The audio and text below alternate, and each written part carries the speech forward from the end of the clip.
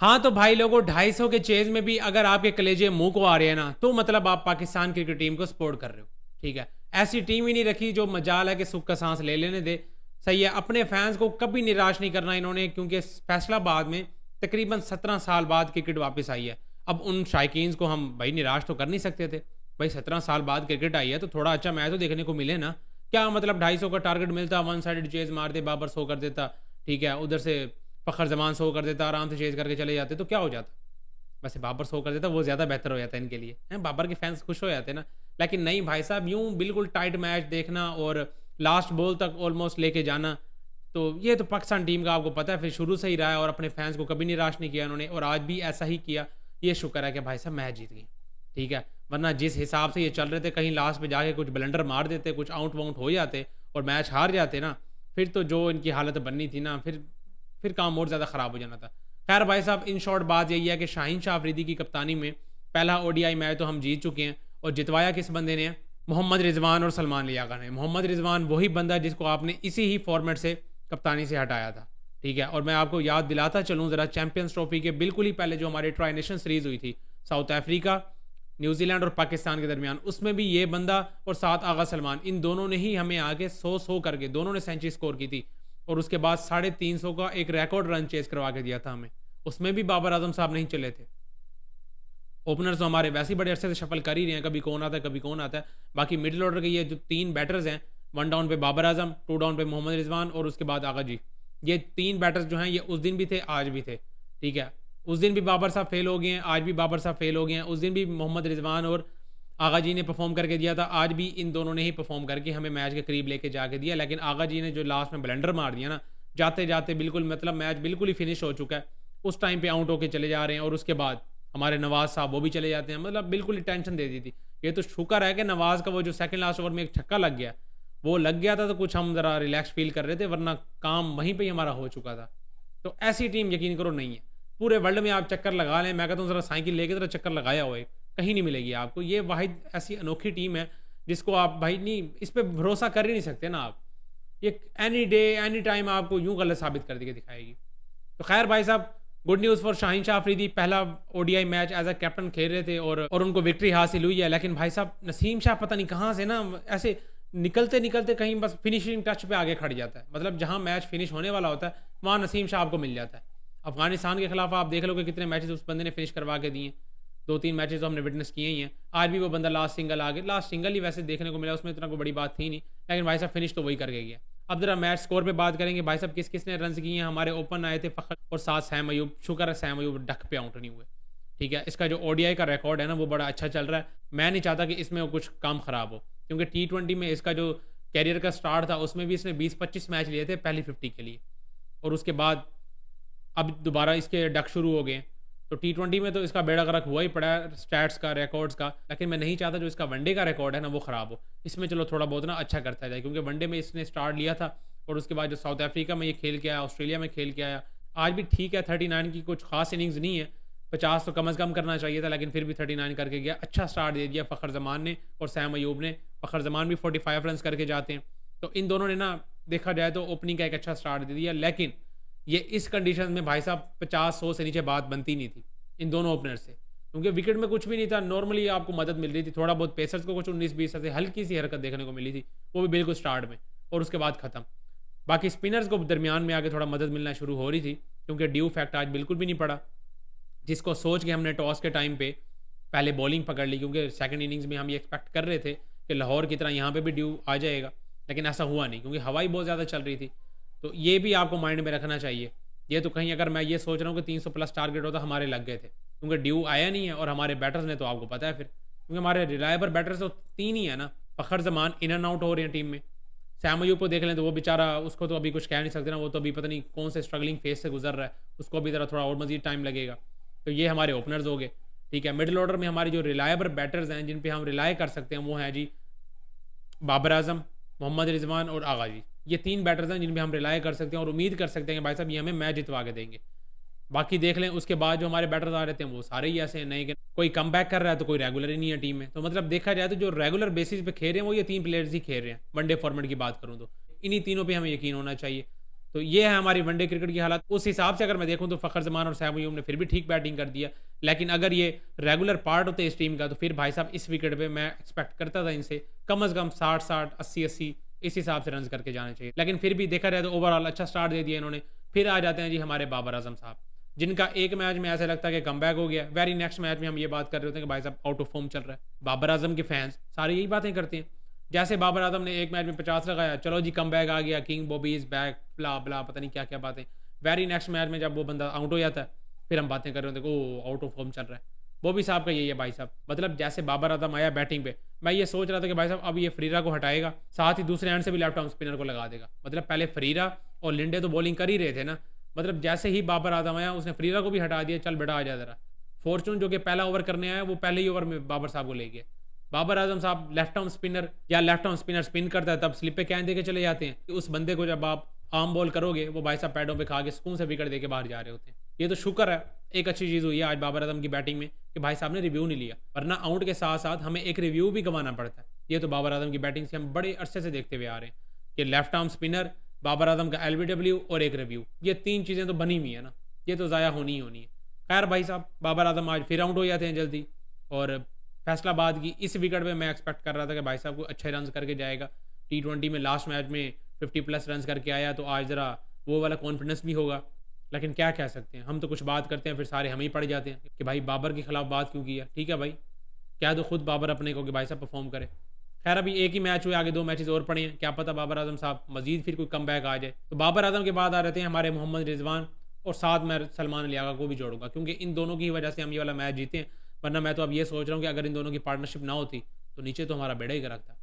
वो नीचे जो हमारे बैटर थे उन्होंने आज भी जो हालत की है, तो आप ज़रा यहाँ से अंदाज़ा करो कि इन दोनों में से कोई एक जल्दी आउट हो जाता, और ये पार्टनरशिप जो लगी है 91 रन की मेरा ख्याल है, ये ना लगती तो फिर अपने लग गए थे भाई साहब।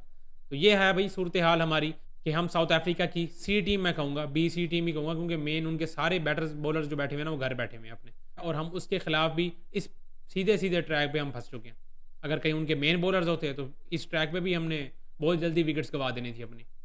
तो ये चीज़ देखने वाली है, क्योंकि ये जो टारगेट था, यहाँ कोई बड़ी टीम होती ना, यकीन करो वो 40 ओवर में, हद 45 ओवर में ख़त्म करने का सोचती और वो कर भी देती। लेकिन हमारी इतनी कोई डिफेंसिव सोच है ना कि हम उसको इतना लंबा लेके जाते गए हैं क्योंकि हमें अपनी टीम पे ही यकीन नहीं था।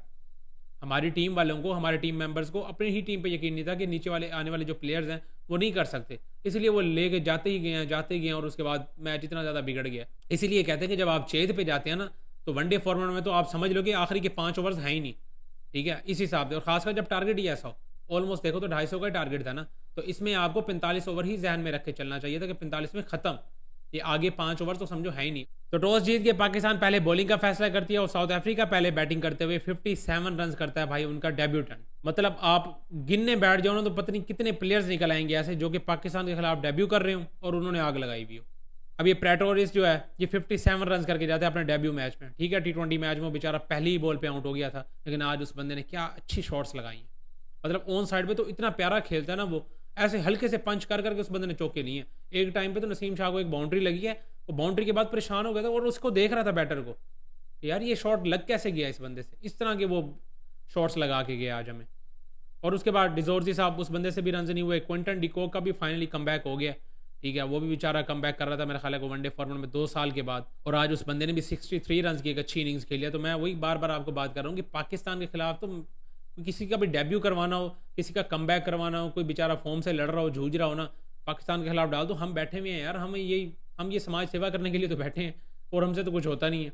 ठीक है, ICC इवेंट्स में हम वैसे हम गिरे पड़े होते हैं सबसे पहले, तो ये समाज सेवा जो है ये थोड़े बहुत जो हमने आखिरत के लिए हम अपने कुछ चंद सवाब इकट्ठे कर रहे हैं, इसी के लिए तो दुनिया में आए हैं। और हमने क्या करना है इस दुनिया में, तो दुनिया ये सारी दुनियादारी है, ये ट्रॉफीज़ वगैरह हमारा भाई इनसे कोई लेना देना नहीं है। हम सिर्फ आए हैं दुआएं समेटने, लोगों को खुश करने, लोगों से दुआएं लेने। ठीक है, तो उस हिसाब से देखा जाए तो हमने आज कमबैक करवा दिया डिकॉक का भी, और उसके बाद डेब्यूटेंट एक लड़के का भी हमने आज 50 करवा दिया। देखा जाए तो हमने इनको 200 पे ही पकड़ लिया था और एक टाइम पे ऐसे लग रहा था कि हम इनको 220 पे ही ख़त्म कर देंगे। फिर नीचे से हमारी एक और भी रिवायत बरकरार चल रही है बड़े अरसे से कि डेथ से कोई एक आधा बैटर अच्छा पकड़ लेना जिससे हमने रन खा लेने, चाहे वो अच्छा बैटर हो या ना हो, लेकिन हमने उससे रन खाने।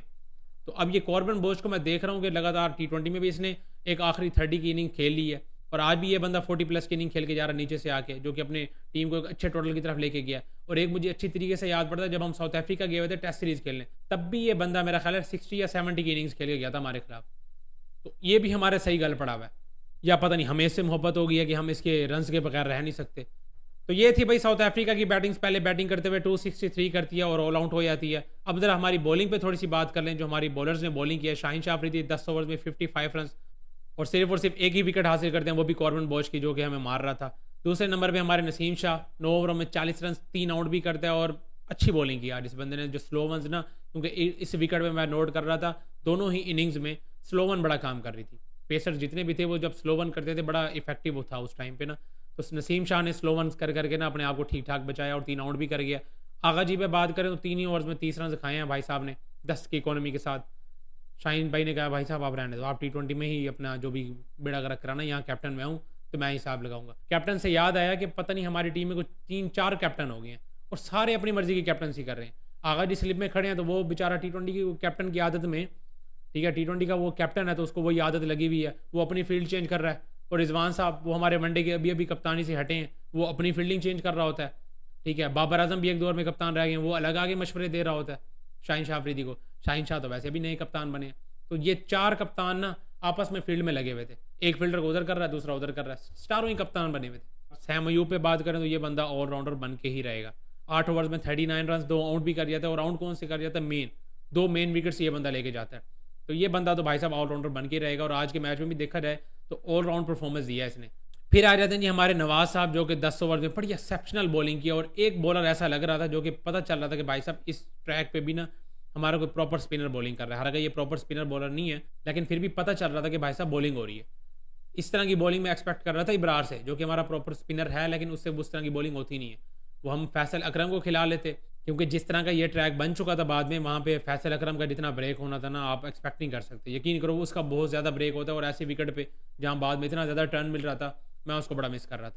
लेकिन पता नहीं क्यों हम जहाँ साउथ अफ्रीका अपनी BC टीम खिला के अपने नए यंगस्टर्स को प्रमोट कर रही है, वो मैथ्यू ब्रेस की मेरा ख्याल है जिसका कोई 7वां 8वां ही मैच है, उसको उन्होंने कप्तान बना के भेज दिया। तो यहाँ से आप अंदाज़ा करो कि वो हमारी इस सीरीज़ को कितना को ज़्यादा सीरियस ले रहे हैं और अपने प्लेयर्स को कितना बनाने की कोशिश कर रहे हैं। और हमारे वाले वो अपने सारे सीनियर्स डाल के ना फुल जी जान लगा रहे हैं। इस पता नहीं कौन सी चैंपियंस ट्रॉफी लगी पड़ी है, ये कौन सा वर्ल्ड कप मिल जाना है हमें इसके बाद, ठीक है। हमारे वाले को इतने ज़्यादा सीरियस हुए पड़े हैं और उसके बावजूद भी हम इतने फंस के मैच जीत रहे हैं। तो इसलिए यार मैं तो यही सोच रहा था कि यार फैसल अकरम को खिलाना चाहिए और इसी तरह ही हम अपने प्लेयर्स को बनाएं। लेकिन पता नहीं क्यों हमारा ऐसी कोई ना ही मैनेजमेंट है, ना ही इस तरह का कोई हमारे प्लान्स नज़र आते हैं कि हम प्लेयर्स को बनाएं। पहले हमने सुफियान मुकीम को रखा टीम में, बस उसको एक दो मैच गिने चुने, हर सीरीज़ का आखिरी मैच हमने उसको दे के जी हमने उसको बना दिया। फिर उसको पता नहीं कौन सा बड़ा हमने मैच खिला दिया और उसके बाद उसको बाहर भी कर दिया। ऐसे तो भाई साहब प्लेयर नहीं बनते ना। तो ये थी भाई साहब पाकिस्तान की परफॉर्मेंस ओवरऑल देखा जाए तो मेरे हिसाब से यार ये कुछ खास अच्छी परफॉर्मेंस तो नहीं थी इस टीम के खिलाफ। और इस रन चेज में आपकी ये हालत बिल्कुल भी नहीं होनी चाहिए। कम से कम आपको 40 से 45 ओवर में ख़त्म करके दूर करना चाहिए था ये टारगेट। लेकिन ये नहीं यार, इस तरह की परफॉर्मेंस अगर हम इस टीम के खिलाफ देंगे तो फिर हमारी चैंपियंस ट्रॉफी में जो हालत हुई थी वो ऐसे ही होनी थी। क्योंकि जो बड़े इवेंट्स होते हैं ना उसमें आप अच्छी अप्रोच के साथ, अच्छे माइंडसेट के साथ आप विन करते हैं, ठीक है। इस तरह की थकी हुई अप्रोच सिर्फ ये ऐसी बायलैटरल सीरीज में ही चलती है जिसमें आगे टीम्स भी हमारे खिलाफ, तो मोस्ट प्रोबेबली अब एक अरसे से देख रहे हैं हमारे खिलाफ तकरीबन यही होता है कि B टीम या C टीम आई हुई होती है, ठीक है। उनके खिलाफ हम ऐसे मर के जीत रहे होते हैं और फिर हम बड़े खुश हुए हुए होते हैं। जब स्टैट्स उठाते हैं तो जी बड़ी बातें हो रही होती हैं कि भाई साहब फलाने ने इतना परफॉर्म कर लिया है, हम तो ये वाली भी सीरीज़ जीत गए थे, हम तो वो वाली भी सीरीज़ जीत गए थे, ठीक है। जब मेन इवेंट्स आते हैं फिर हमारी हालत ख़राब हुई हुई होती है। वो यही मेन वजह है। तो इसीलिए मैं कहता हूँ कि जब ऐसी कोई नॉर्मल टीम आई हुई हो ना तो उसके खिलाफ अपने नॉर्मल ही प्लेयर्स खिलाया करो ज़्यादातर, ताकि आपको भी थोड़ा ये कॉन्फिडेंस भी हो कि अगर आप हार भी जाओ ना मैच, आपके अंदर थोड़ा सा ये हो यार कि नहीं यार हमने भी तो अपने यंगस्टर्स ही खिलाए थे ना, खैर है हार गया तो क्या हो गया। लेकिन इसके बरक्स जब हम एक अच्छी अपनी प्रॉपर साइड खिला के हम C टीम से हारते हैं फिर हमारा कॉन्फिडेंस और भी ज़्यादा डाउन हो जाता है। समझो ना बात को कि भाई आपकी फुल साइड है, उनकी C साइड है, हम उनसे भी हार गए, फिर कॉन्फिडेंस तो डाउन ही होना है ना। तो ये था भाई साहब इस पूरे मैच की समरी मेरे हिसाब से। बाकी आप सबको क्या लगता है लाजमी कमेंट्स में शेयर करें। इस वीडियो में इतना ही, मिलते हैं नेक्स्ट वीडियो में।